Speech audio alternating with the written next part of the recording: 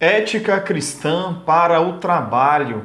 Qual é a resposta bíblica para o nosso fazer diário? Qual é a resposta bíblica para o trabalho e as profissões? Bem, antes da gente começar aqui a tratar dessa questão e dar o pontapé inicial para a nossa série de reflexões chamada Ética Cristã, me permita fazer duas breves observações. Primeiro, que o tempo dos nossos vídeos serão de cerca de 8 minutos, sendo assim, não haverá condições para a gente tratar cada assunto com a profundidade devida.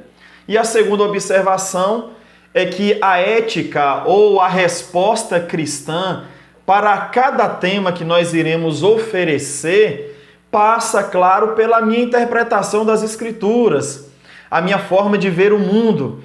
É óbvio que algumas pessoas poderão não concordar com o nosso ponto de vista e, claro, tá tudo bem. Mas eu quero oferecer aqui um caminho de reflexão.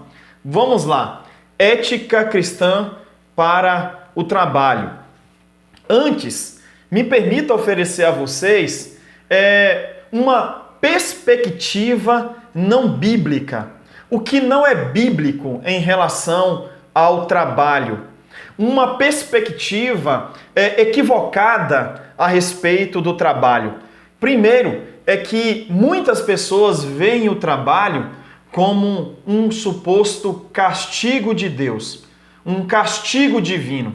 Isso porque, logo após o pecado de Adão e Eva, logo após a queda, Deus, dentre as suas falas punitivas, ele declara que o homem viverá do suor do seu rosto. Algumas pessoas, então, acolhem essa fala do divino como se o trabalho, então, fosse um castigo do Senhor pós o pecado do primeiro casal, o que não é verdade. Nós iremos tratar desse assunto um pouco mais à frente.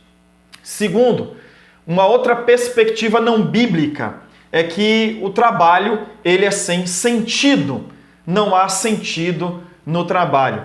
Isso também é um equívoco, como nós iremos perceber. Sim, o trabalho ele tem o seu propósito e ele tem o seu valor. Terceiro, trabalho como idolatria é uma outra perspectiva não bíblica e equivocada. Se por um lado algumas pessoas veem o trabalho como algo sem sentido, outros veem o trabalho, infelizmente, como aquilo que pode dar sentido às suas vidas. Bem, quando temos o trabalho como ídolo, como algo idólatra, uma prática de idolatria, nós temos então e carregamos a falsa impressão de que o trabalho vai nos preencher, o trabalho vai nos realizar, o trabalho vai trazer uma suposta redenção para a nossa vida, o trabalho vai trazer, então, sentido à nossa existência. É claro que o trabalho não é capaz de realizar essas obras em nossas vidas, em nosso coração. E isso quem faz é apenas o Senhor, o Deus eterno, o Deus criador. Então, se por um lado algumas pessoas pensam que o trabalho é algo sem sentido, mas o que vale mesmo a pena? Qual é o sentido disso? A gente trabalha, a gente se esgota e daqui a pouco no dia seguinte tem que fazer a mesma coisa. Qual é o sentido? Bem, se algumas pessoas não veem sentido no trabalho, outros acabam entendendo ou vivendo o trabalho de forma equivocada, até mesmo transformando o trabalho como um ídolo em suas vidas. Bem, a quarta e última perspectiva não cristã é resumir o trabalho apenas como um meio de ganhar dinheiro. Trabalho apenas como um meio de ganhar dinheiro. Como veremos nas abordagens aqui a seguir, o trabalho carrega propósitos mais elevados. E claro que quando a gente pensa em trabalho, a gente pensa na recompensa salarial, mas a gente não pode entender trabalho ou resumi-lo apenas o fazer dinheiro. Mas vamos apresentar agora o que nós chamamos de perspectiva bíblica, a resposta bíblica para o trabalho, o que a gente pode entender pelas Escrituras como uma resposta correta, uma avaliação correta quando a gente pensa nas nossas atividades diárias, em nossas profissões. Primeiro, trabalho como bênção de Deus. Trabalho como bênção de Deus. No Gênesis, no capítulo 2 e o verso 15, nós encontramos a seguinte declaração: E tomou o Senhor Deus o homem e o pôs no jardim do Éden para o lavrar e o guardar. Percebam vocês que o trabalho, ele antecede, ele é anterior ao pecado. Então, quando lá na frente Deus declara que o homem viverá do suor do seu rosto, é que de fato o pecado afetou todas as áreas da nossa vida, inclusive a prática do trabalho. Mas o trabalho, ele é anterior ao pecado.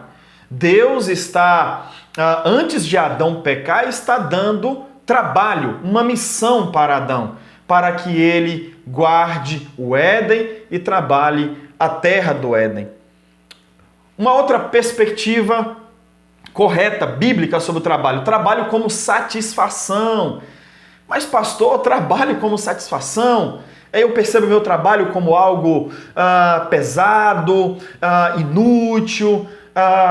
Inclusive, né, quando eu trabalhei na zona rural ali do distrito de Santo Antônio, pertencente à cidade de Teixeira de Freitas, em meio ao trabalho ali mais pesado, algumas pessoas declaravam: se eu encontrar quem inventou o trabalho, mas quem inventou o trabalho foi o próprio Deus. E a gente precisa entender que sim, o trabalho carrega a sua satisfação, o seu prazer, o trabalho como aquela sensação e aquele entendimento, né, de ser alguém útil, exercendo ali a sua criatividade, a sua capacidade. É claro que vocês desfrutam de satisfação no trabalho, pensando nesse entendimento da utilidade, do exercer das capacidades humanas e das habilidades envolvidas. Bem, o trabalho e o serviço, né, durante muito tempo, principalmente no mundo antigo, foi tido como algo indigno, vergonhoso, destinado apenas a escravos. Os governantes, a nobreza, né, eles não se colocavam nessa posição de servir, de trabalhar. O serviço era destinado aos escravos, à classe baixa da sociedade. Mas aí vem Jesus e vai dizer para a gente que bem-aventurado são aqueles que servem, aqueles que trabalham. E aí eu entro no terceiro ponto sobre a perspectiva bíblica para trabalho, e a gente precisa ver trabalho como obra de Deus. Eu acredito que esse ponto é um dos mais importantes dessa reflexão. Trabalho como obra de Deus. Como é que o trabalho era percebido na Idade Média? Bem, existia o trabalho considerado sagrado, que era exercido ali pelos sacerdotes, pelas freiras, era exercido pelos monges, e o trabalho que não era sagrado, era o trabalho secular, exercido pelas pessoas no seu cotidiano, os artesãos, os outros trabalhadores militares.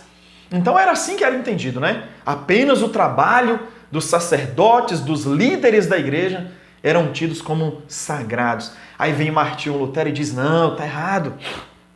Todo o trabalho é sagrado.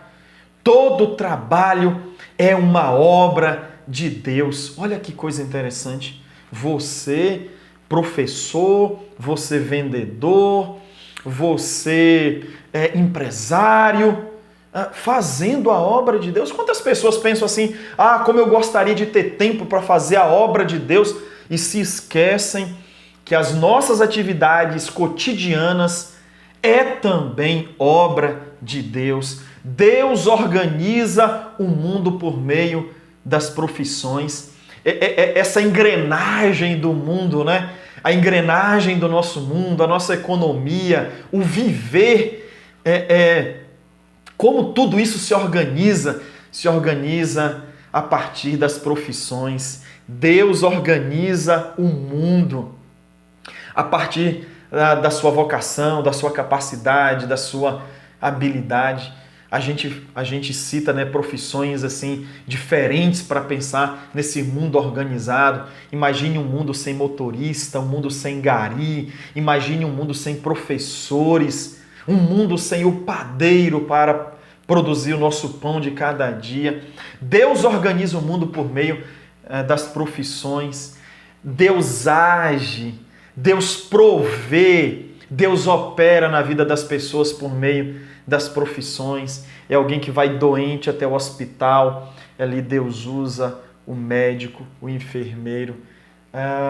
É o faminto que é alimentado através dos cereais, da produção agrícola do campo.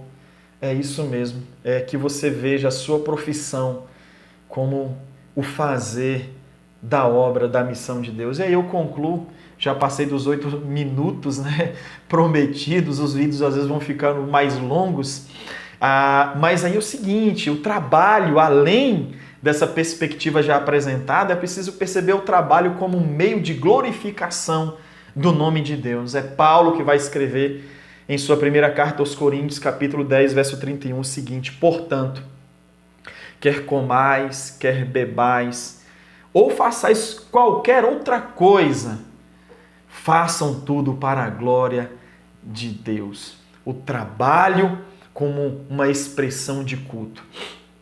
O trabalho como uma expressão da glorificação do nome de Deus. Tudo isso quando o seu trabalho é exercido de forma ética, de forma honesta, mas também de forma dedicada, sacrificial, a atender às necessidades daqueles que estão diante de você. Que Deus lhe abençoe e na quinta-feira a gente vai tratar de tempo, a ética cristã do tempo.